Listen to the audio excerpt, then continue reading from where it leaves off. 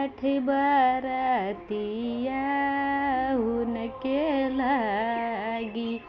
हो करेली छठ बरतिया उनके लागी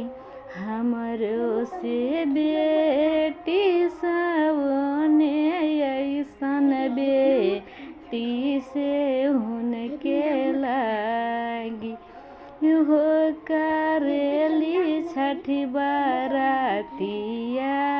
उनके लागी केलवा के पात पर